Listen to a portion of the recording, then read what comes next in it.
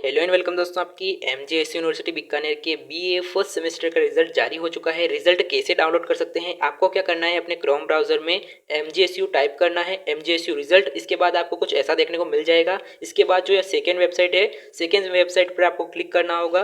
Click करने के बाद थोड़ा वेट कर लीजिएगा, यहाँ पर वेबसाइट चलने में थोड़ा टाइम लगता है। इसके बाद कुछ ऐसा देखने को मिल जाएगा। यहाँ पर अगर हम बात करें, आपको कुछ ऐसा देखने को मिलेगा। यहाँ पर आपको एनईपी पोर्टल पर क्लिक करना होगा अपने रिजल्ट को डाउनलोड करने के लिए। तो यहाँ एनईपी पोर्टल पर क्लिक करने के बाद कुछ ऐसा देखने को मिलता है। स्क्रीन पर आप देख सकते हैं। यहाँ पर अगर हम बात करें, आपको क्या करना है, यहाँ पर आपको लॉगिन का ऑप्शन देखने को मिलता है। लॉगिन के ऑप्शन पर आपको क्लिक करना है और यहाँ पर कुछ ऐसा देखने को मिल जाएगा। थोड़ा वेट कर लीजिएगा, वेबसाइट चलने में थोड़ा टाइम लगता है।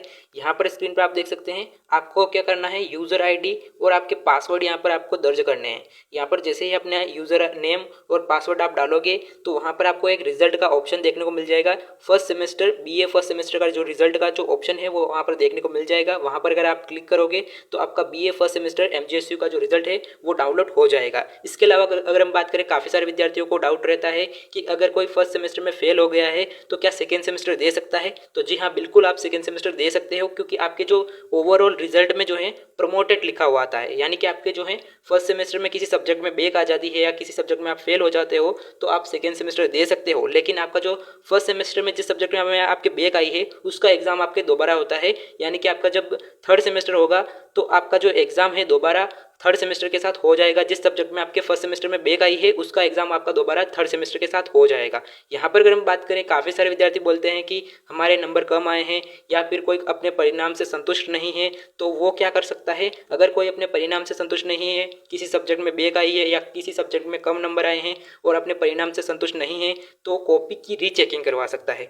कॉपी की रीचेकिंग कैसे होती है, यानी कि आपके रिवोल्यूशन फॉर्म 1-2 दिन में स्टार्ट हो जाएंगे। जैसे ही आपके रिवोल्यूशन फॉर्म स्टार्ट होंगे तो मैं टेलीग्राम चैनल के माध्यम से आपको बता दूंगा कि आपके रिवोल्यूशन फॉर्म कैसे भर सकते हैं। इसके अलावा अगर हम बात करें, किसी के रिजल्ट में ऐसा लिखा हुआ आता है कि PPROM या फिर आपके BPROM या फिर आपके FPROM, इसका क्या मतलब है। तो यहाँ पर अगर हम बात करें PPROM का क्या मतलब है, तो यहाँ पर आपके PPROM का मतलब होता है पास प्रमोटेड।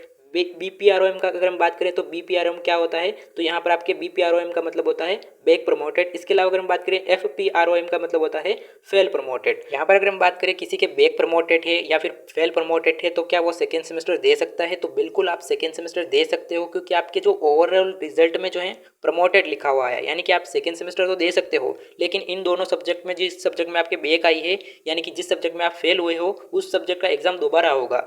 केवल उसी सब्जेक्ट का एग्जाम दोबारा होगा जिस सब्जेक्ट में आप फेल हुए हो। वो एग्जाम आपके जब थर्ड सेमेस्टर होगा तब होगा जिस सब्जेक्ट में आपके बैक आई है या फिर आपके फेल लिखा हुआ आया है। यहाँ पर अगर हम बात करें, अगर किसी को लगता है कि उस सब्जेक्ट में मुझे कम नंबर दिए गए हैं या फिर कोई अपने परिणाम से संतुष्ट नहीं है, तो रीचेकिंग का फॉर्म भर सकता है, यानी कि आपके रिवोल्यूशन फॉर्म भर सकता है। यहाँ पर अगर हम बात करें आपके रिवोल्यूशन फॉर्म क्या होता है, रीचेकिंग फॉर्म क्या होता है, तो यहाँ पर अगर हम बात करें, किसी को लगता है कि मुझे कम नंबर दिए गए हैं किसी सब्जेक्ट में आप फेल हो गए हो और आपको लगता है कि उस सब्जेक्ट में मुझे कम नंबर दिए गए हैं, तो आप उस सब्जेक्ट की कॉपी रीचेकिंग करवा सकते हो। यानी कि आपके जिस सब्जेक्ट में किसी सब्जेक्ट में बैक आ गई है तो अपनी कॉपी की रीचेकिंग करवा सकते हो। उसमें काफ़ी सारे विद्यार्थियों के नंबर बढ़ते भी हैं, काफ़ी सारे विद्यार्थियों के नहीं भी बढ़ते हैं। तो इसे हम कहते हैं रीचेकिंग फॉर्म, यानी कि आपकी कॉपी दोबारा चेक होती है उस सब्जेक्ट में जिस सब्जेक्ट में आप फेल हो गए हो। इसके अलावा अगर हम बात करें फीस की, तो रीचेकिंग फॉर्म की फीस आपकी रहती है 400 से 500 रुपये की रीचेकिंग की फॉर्म की फीस लगती है। इसके अलावा अगर हम बात करें, आने वाले समय में एमजेएसयू से संबंधित जानकारी पाने के लिए टेलीग्राम चैनल को ज्वाइन करें, व्हाट्सएप चैनल को ज्वाइन करें। जैसे ही आपके एग्जाम फॉर्म स्टार्ट होंगे उससे जुड़ी जानकारी पाने के लिए चैनल को सब्सक्राइब कर लें। थैंक यू, जय हिंद।